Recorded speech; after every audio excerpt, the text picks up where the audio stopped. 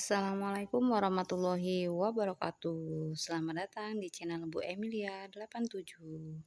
Pada video kali ini saya akan mencoba membahas soal-soal persiapan menghadapi pretest PPG dan kunci jawaban terbaru tahun 2022 bagian kedua. Bagi teman-teman yang belum sempat melihat bagian 1, ada di link deskripsi ya teman-teman. Video kali ini membahas tentang soal-soal pretest PPG untuk guru kelas SD. Langsung saja ke soal. Soal yang pertama. Pernyataan berikut yang menjelaskan makna istilah kognitif adalah: A. Kemampuan berkomunikasi, B. Kemampuan untuk memecahkan masalah, C. Kemampuan berinteraksi, D. Kemampuan untuk mengintegrasikan diri. Jawaban yang paling tepat adalah yang B. Soal nomor 2. Perkembangan kognitif merupakan salah satu aspek yang sangat penting dalam perkembangan peserta didik. Faktor utama yang mempengaruhi perkembangan kognitif adalah: A. Inspirasi, B. Budaya, C. Inspirasi, D. Pengasuhan dan lingkungan. Untuk jawaban A dan C itu sama. Jawaban yang paling tepat adalah yang D. Pengasuhan dan lingkungan. Itu yang menjadi faktor utama yang mempengaruhi perkembangan kognitif anak. Soal nomor 3. Kemampuan berpikir untuk mengoperasikan kaidah-kaidah logika tapi masih terkait dengan objek-objek bersifat konkret merupakan ciri-ciri kemampuan anak berusia A. 0-2 tahun, C. 2-7 tahun, B. 2-7 tahun, C. 7-11 atau 12 tahun, D. 11 atau 12 sampai 14 atau 15 tahun. Jawaban yang benar adalah yang C. Seperti kita ketahui itu merupakan masuk ke tahap operasional konkret ya teman-teman. Soal nomor 4. Menggunakan potongan sapu lidi, kelereng, globe, gambar-gambar yang menyangkut pembelajaran IPA serta IPS sebagai media adalah sesuai dengan tahapan perkembangan berpikir anak yang dikenal sebagai tahapan A. Anak memahami bilangan dan angka tetapi masih terkait dengan objek bersifat konkret atau operasional konkret.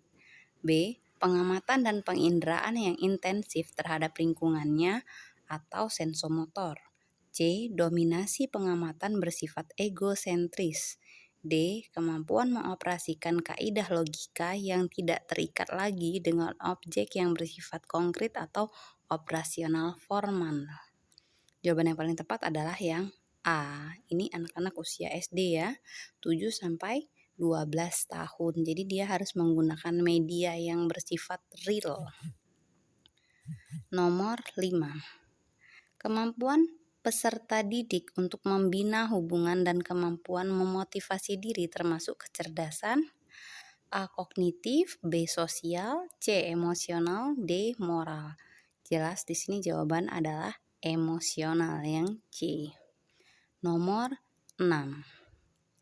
Seorang peserta didik mampu mengendalikan diri dengan baik dalam berbagai situasi dan mampu menjalin kerjasama yang baik dengan teman-temannya dan mampu memposisikan diri di lingkungan dengan baik. Peserta didik tersebut memiliki kecerdasan A. Moral, B. Spiritual, C. Sosial emosional, D. Kognitif. Jawaban yang paling tepat adalah sosial emosional. Soal nomor 7.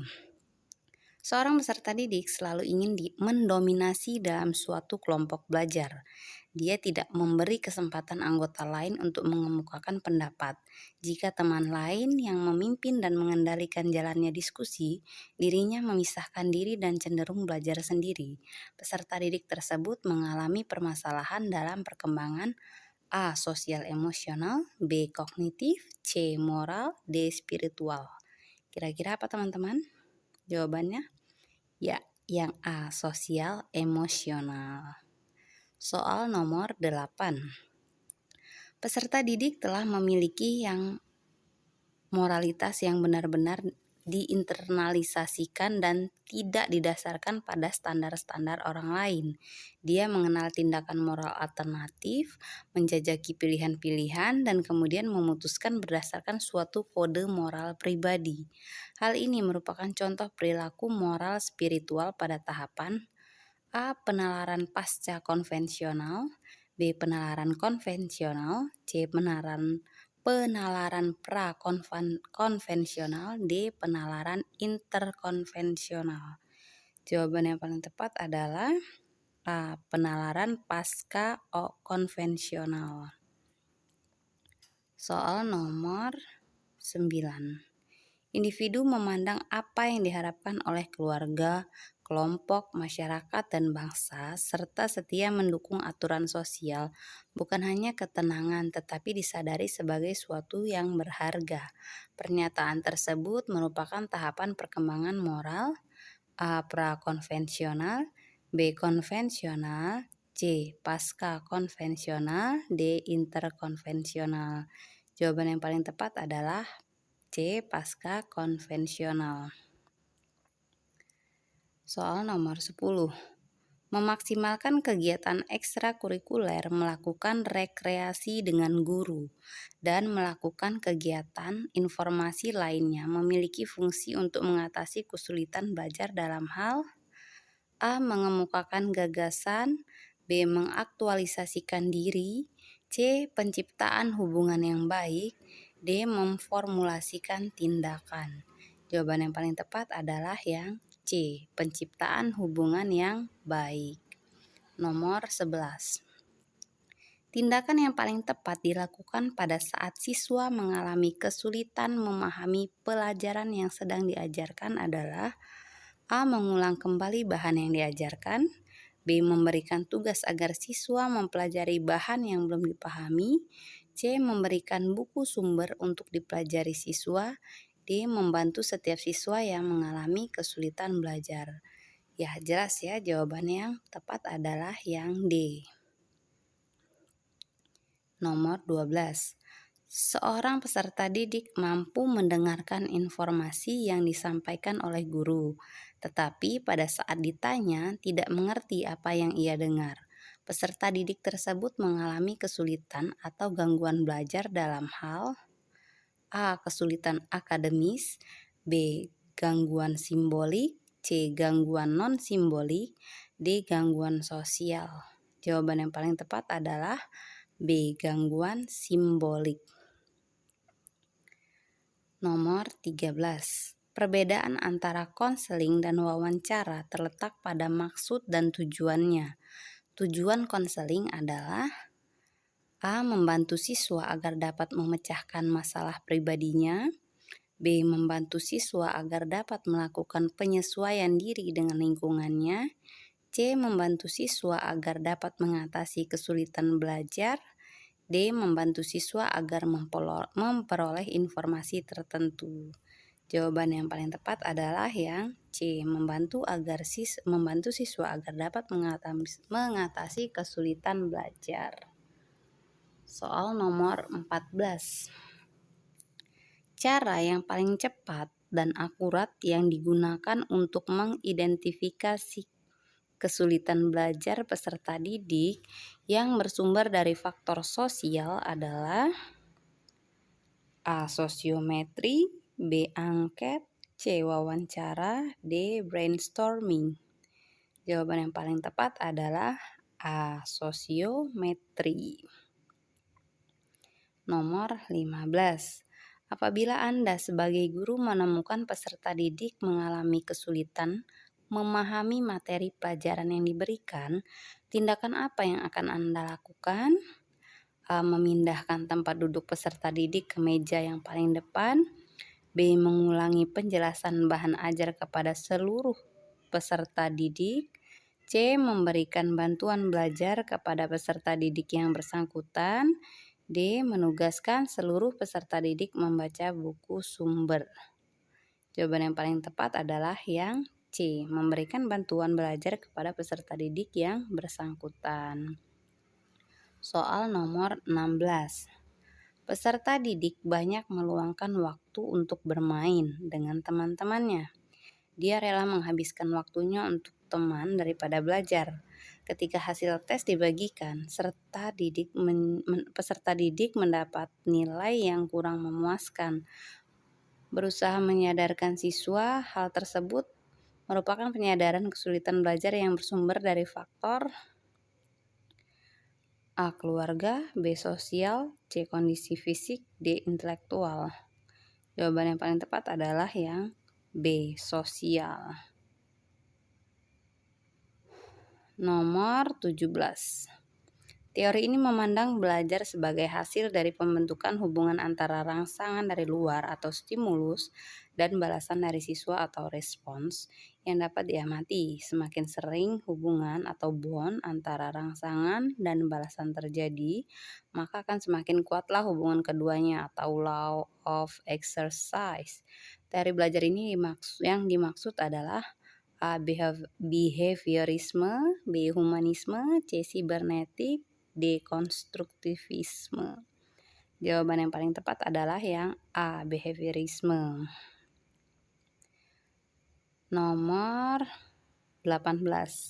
Di dalam proses pembelajaran, para siswa dihadapkan dengan situasi di mana ia bebas untuk mengumpulkan data, membuat dugaan atau hipotesis, mencoba trial and error, mencari dan menemukan keteraturan atau pola, menggeneralisasi atau menyusun rumus beserta bentuk umum, membuktikan benar tidaknya dugaan itu. Hal ini merupakan penerapan teori belajar A. Sibernetik, B. Humanistik, C. Behaviorisme, D. Konstruktivisme. Jawaban yang paling tepat adalah D. Konstruktivisme. Nomor 19. Menurut teori ini, peranan guru dalam pembelajaran adalah sebagai fasilitator, motivator, dan memberikan kesadaran mengenai makna kehidupan pada siswa. Teori belajar ini berusaha memahami perilaku belajar dari sudut pandang pelakunya, bukan dari sudut pandang pengamatnya. Teori belajar ini adalah A. Humanistik,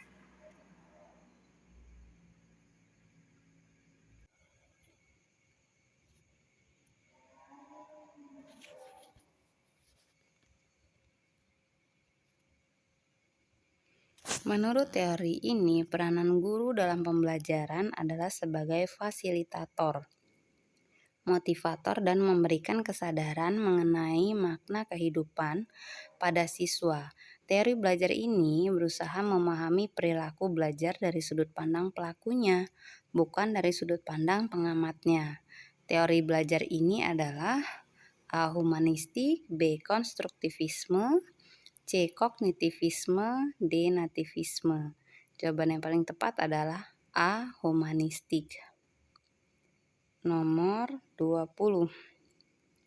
Pada masa kini, siswa dituntut untuk dapat belajar setiap saat dan bisa terjadi dimanapun. Hal ini terjadi karena kemajuan teknologi yang memungkinkan belajar jarak jauh dalam jaringan atau online. Pernyataan di atas sejalan dengan teori belajar A. Sibernetik, B. Konstruktivisme, C. Behaviorisme, D. Kognitivisme. Jawaban yang paling tepat adalah yang A. Sibernetik. Nomor 21.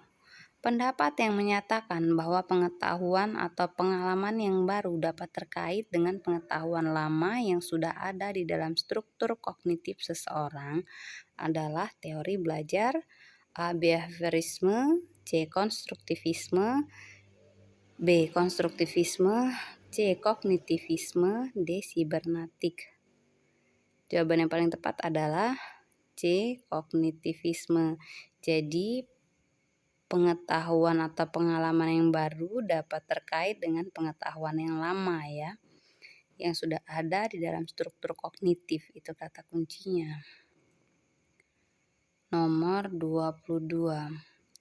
Tujuan pembelajaran yang menggambarkan proses dan hasil belajar yang diharapkan dicapai oleh peserta didik sesuai dengan kompetensinya dimuat dalam A. Silabus, B. RPP, C. Silabus dan RPP, D. SKL. Apa kira-kira teman-teman tujuan pembelajaran yang menggambarkan proses dan hasil belajar? Jawabannya adalah B. RPP. Nomor 23. Komponen rancangan pelaksanaan pembelajaran terdiri dari A. Identitas, kompetensi inti, kompetensi dasar, indikator, tujuan pembelajaran, materi, metode, media pembelajaran, sumber belajar, langkah-langkah pembelajaran, evaluasi. Jawaban yang paling tepat adalah yang A. Nomor 24. Silabus dan RPP sama-sama sebagai rencana proses pembelajaran. Perbedaannya adalah sebagai berikut. A. Silabus berisi kompetensi dasar, sedangkan RPP mengarahkan kegiatan belajar untuk mencapai KD. B. Silabus bersumber dari standar isi dan standar kelulusan, sedangkan RPP bersumber dari standar kompetensi kelulusan. Standar kompetensi lulusan. C. RPP dibuat oleh setiap guru, sedangkan silabus dibuat oleh tim guru. D. RPP dan silabus keduanya disusun oleh setiap satuan pendidikan. Apa teman-teman kira-kira jawabannya yang paling tepat adalah yang A. Silabus berisi kompetensi dasar, sedangkan RPP mengarahkan kegiatan belajar untuk mencapai kompetensi dasar. Nomor 25.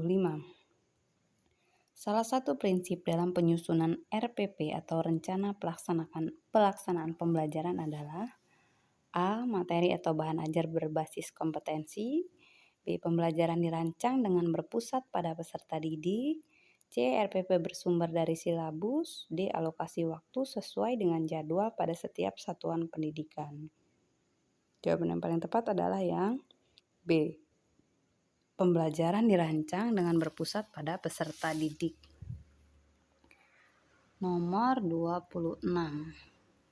Rencana pelaksanaan pembelajaran atau RPP disusun untuk setiap KD yang dapat dilaksanakan dalam satu kali pertemuan atau lebih, dijabarkan dari A. Silabus untuk pembuatan indikator dan tujuan pembelajaran dalam upaya mencapai KD. B. Silabus untuk pembuatan tujuan pembelajaran dan materi dalam upaya mencapai KD. C. Silabus untuk pembuatan indikator dan penilaian dalam upaya mencapai KD. D. Silabus untuk mengarahkan kegiatan belajar peserta didik dalam upaya mencapai KD. Jawaban yang paling tepat adalah yang D. Silabus untuk mengarahkan kegiatan belajar peserta didik dalam upaya mencapai KD, bukan untuk pembuatan indikator atau tujuan atau penilaian, tapi mengarahkan kegiatan belajar. Nomor 27.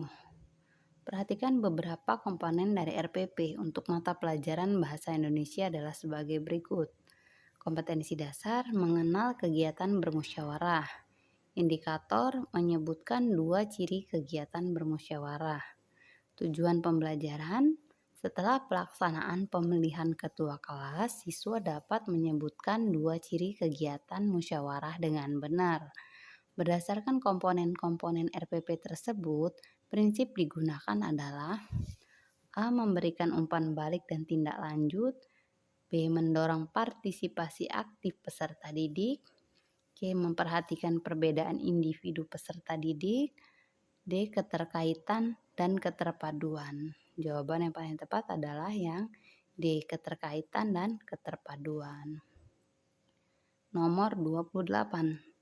Di dalam menggunakan media dan alat bantu mengajar, guru sebaiknya memperhatikan beberapa faktor di bawah ini, kecuali A. Metode mengajar yang digunakan guru. B. Karakteristik bahan ajar. C. Waktu yang tersedia untuk kegiatan pembelajaran. D. Buku sumber yang digunakan dalam pembelajaran. Kecuali ya. Yang bukan berarti yang C. Waktu yang tersedia untuk kegiatan pembelajaran. Nomor 29. Seorang guru melakukan aktivitas pembelajaran sebagai berikut. 1. Membekali murid tidak hanya dengan fakta-fakta, melainkan diarahkan pada kemampuan penguasaan dalam proses berpikir dan berkomunikasi. 2. Berperan sebagai fasilitator dan pembimbing belajar peserta didik. 3. Melakukan penilaian yang mencakup cara-cara penyelesaian masalah dengan berpatokan pada aturan yang berlaku, seperti peta konsep, diagram Venn, portofolio, uji kompetensi, dan uji komprehensif. Berdasarkan aktivitas tersebut, guru dapat dikatakan menggunakan pembelajaran yang berbasis A. Kognitivisme, B. Behaviorisme, C. Konstruktivisme, D. Humanisme. Jawaban yang paling tepat adalah C. Konstruktivisme. Nomor 30. Menurut Piaget, periode perkembangan operasional konkret pada siswa usia peserta didik antara 7-12 tahun. Dengan demikian, proses pembelajaran di kelas harus lebih menekankan A. Penggunaan media, alat peraga termasuk sumber belajar. B. Pemberian tugas yang terstruktur. C. Penggunaan metode bervariasi. D. Menekankan berpikir kritis dan pemecahan masalah. Jawaban yang paling benar adalah yang A. Penggunaan media, alat peraga termasuk sumber belajar. Nomor 31. Benjamin S. Bloom mengembangkan ranah kognitif dengan urutan berikut. A. Ingatan, pemahaman, analisis, aplikasi, sintetis, dan evaluasi. B. Ingatan, pemahaman, aplikasi, analisis, sintesis, dan evaluasi. C. Ingatan, pemahaman, sintesis, aplikasi, analisis, dan evaluasi. D. Ingatan, pemahaman, analisis, aplikasi, evaluasi, dan sintetis. Jawaban yang paling tepat adalah ingatan, pemahaman. Jadi dia mengingat dulu, memahami, baru mengaplikasikan, kemudian menganalisis, sintesis, dan terakhir evaluasi. Nomor 32. Taksonomi Anderson dan Krathwohl menyempurnakan taksonomi Benjamin S. Bloom, mengembangkan ranah kognitif dengan urutan A. Ingatan, pemahaman, analisis, aplikasi, sintesis, dan evaluasi. B. Ingatan, pemahaman, aplikasi, analisis, sintesis. Tadi sudah jelas ya, yang belum tadi dia ini disempurnakan oleh Anderson dan Krathwohl, berarti dia kan hanya ditambahkan satu. Yang benar yang D, mencipta, karena yang dari ingatan sampai evaluasi itu milik Bloom, kemudian disempurnakan oleh Anderson dan Krathwohl ditambah dengan mencipta. Nomor 33. Model pembelajaran yang mempunyai keunggulan antara lain berpikir dan bertindak kreatif, memecahkan masalah yang dihadapi secara realistis, merangsang perkembangan kemajuan berpikir siswa untuk menyelesaikan masalah yang dihadapi dengan tepat adalah A. Role playing, B. Inquiry, C. Problem solving, D. Picture and picture. Kira-kira gimana yang mana teman-teman model pembelajarannya? C. Problem solving. Jadi dia memecahkan masalah, ada kata kuncinya di situ ya. Nomor 34. Faktor yang penting dipertimbangkan guru dalam melaksanakan diskusi pemecahan masalah proses pembelajaran adalah A. Waktu yang tersedia untuk melaksanakan diskusi, B. Rumusan masalah yang harus didiskusikan, C. Jumlah peserta didik yang mengikuti pembelajaran, D. Motivasi belajar. Kira-kira apa faktor pentingnya yang harus dipertimbangkan guru? B. Rumusan masalah yang harus didiskusikan. Apa yang ingin didiskusikan? 35.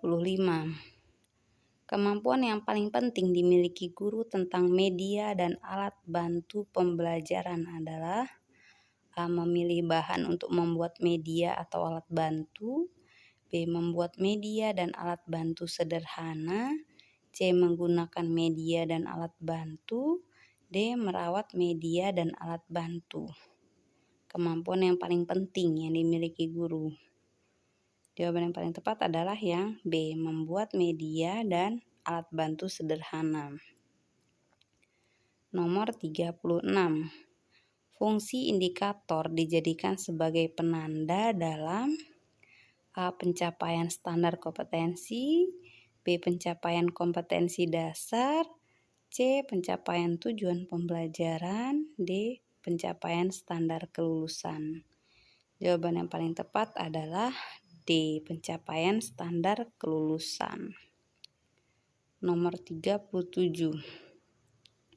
Tindakan yang paling tepat dilakukan pada saat siswa mengalami kesulitan memahami pelajaran yang sedang diajarkan.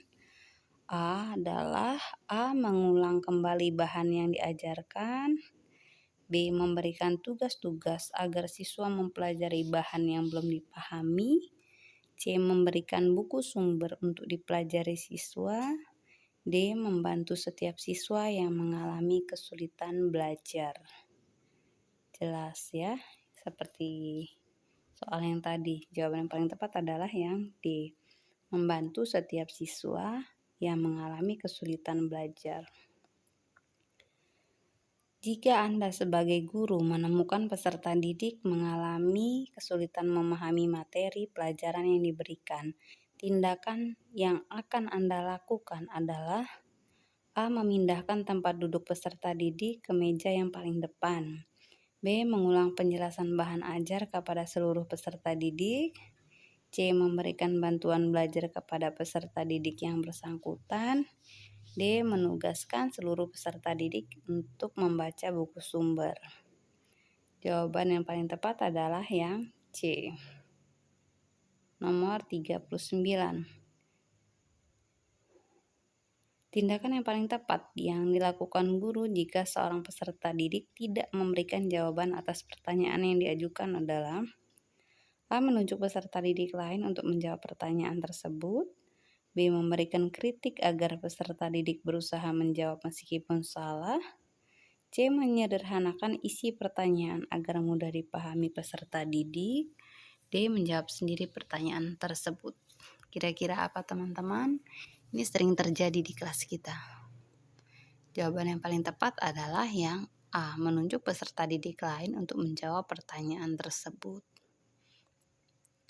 Nomor 40.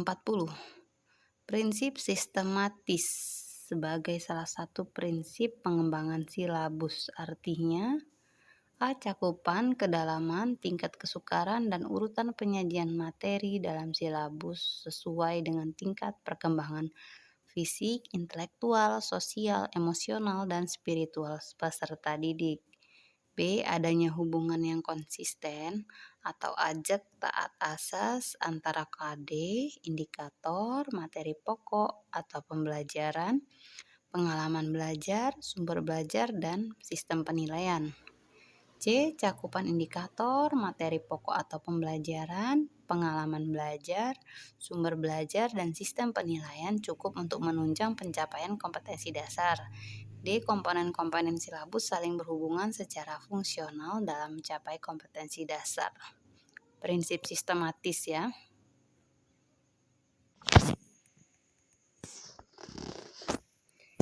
Jawaban yang paling tepat adalah C. Cakupan indikator, materi pokok atau pembelajaran, pengalaman belajar, sumber belajar, dan sistem penilaian cukup menunjang pencapaian kompetensi dasar.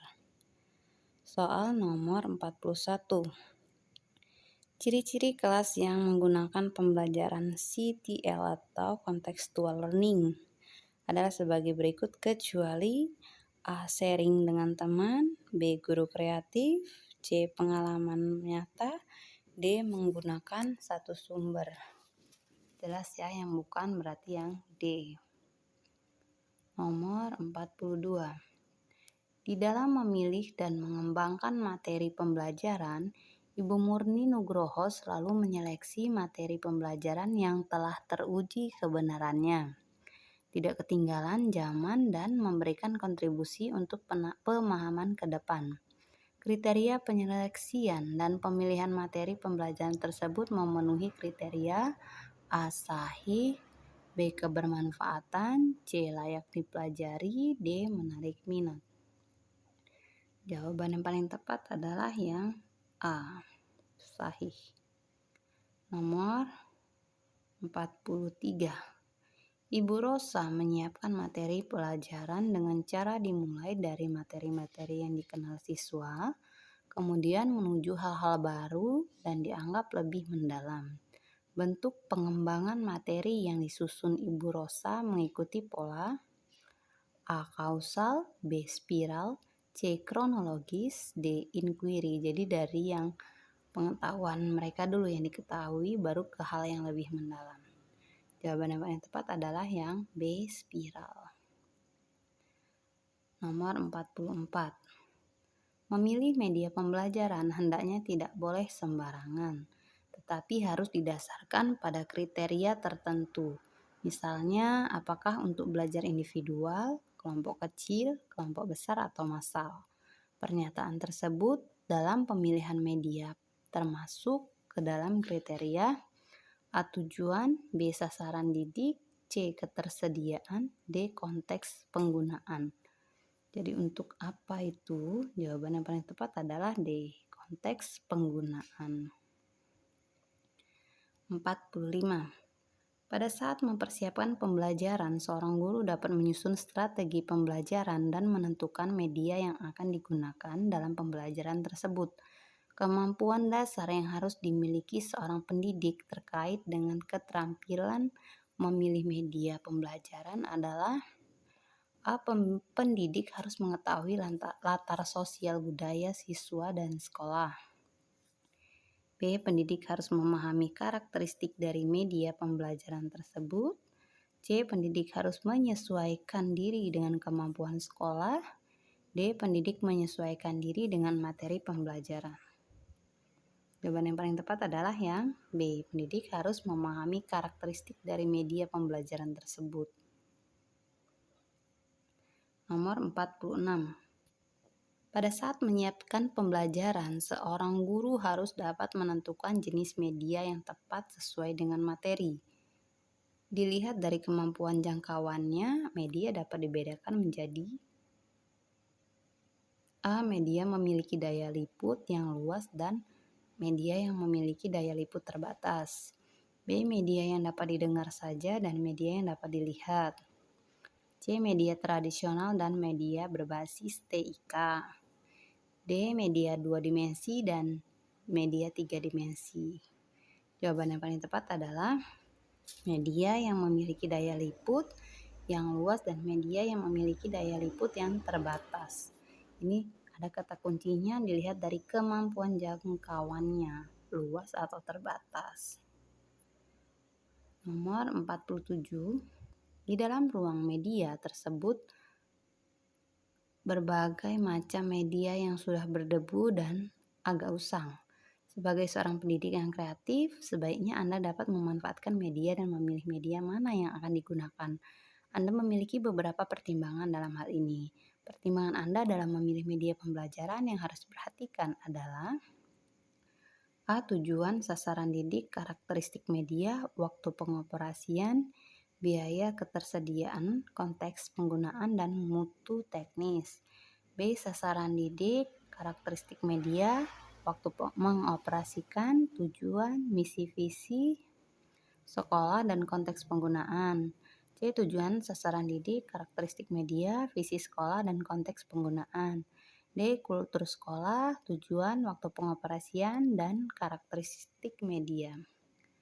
Jelas jawabannya yang A. Tujuan, sasaran didik, karakteristik medianya seperti apa, waktu pengoperasian, biaya, ketersediaan, konteks penggunaan, dan mutu teknis. Masih bisa digunakan tidak media tersebut? Nomor 48. Seorang guru harus mampu memanfaatkan media pembelajaran dan sumber belajar untuk mencapai tujuan pembelajaran utuh. Pernyataan berikut yang benar terkait dengan media pembelajaran adalah: A. Media pembelajaran yang paling baik adalah media yang berbasis TIK. B. Sebuah media dapat digunakan untuk semua kegiatan pembelajaran. C. Media dapat digunakan sebagai pembawa pesan dalam suatu kegiatan pembelajaran. D. Memilih media tidak perlu banyak pertimbangan agar tidak merepotkan. Jawaban yang paling tepat adalah yang C. Media dapat digunakan sebagai pembawa pesan dalam suatu kegiatan pembelajaran. Jadi media ini alat yang kita gunakan sebagai pembawa pesan. Apa yang ingin kita sampaikan itu bisa sampai ke peserta didik. Jadi membantu ya. Nomor 49. Setiap materi pembelajaran memiliki tingkat kesukaran yang bervariasi. Untuk memudahkan peserta didik memahami materi yang memiliki tingkat kesukaran tinggi, guru sering memanfaatkan media pembelajaran, misalnya media gambar atau tayangan video yang berisi sistem peredaran darah. Fungsi media pada pernyataan tersebut adalah: A. Menampilkan objek yang terlalu besar. B. Membuat konkret konsep yang abstrak. C. Menampilkan objek yang tidak dapat diamati dengan mata telanjang. D. Membawa objek yang berbahaya atau sukar didapat dalam lingkungan belajar. Jawaban yang paling tepat adalah yang B. Membuat konkret konsep yang abstrak. Jadi itu yang masih bisa dibayangkan siswa tapi bisa dilihat dengan tayangan video ya. Nomor terakhir, media memiliki fungsi dan manfaat bagi pembelajaran. Hal ini dirasakan juga oleh guru dalam membantu pembelajaran menjadi lebih efisien dan efektif. Misalnya saat guru ingin menjelaskan suatu konsep atau objek yang luas dan besar, dia tinggal menggunakan medianya saja. Berikut ini salah satu fungsi dari media pembelajaran sesuai kondisi tersebut adalah: A. Menampilkan objek yang terlalu besar, misalnya pasar dan candi. B. Membawa objek yang berbahaya atau sukar didapat dalam lingkungan belajar. C. Membuat konkret konsep yang abstrak, misalnya untuk menjelaskan peredaran darah. D. Menampilkan objek yang tidak dapat diamati dengan mata telanjang.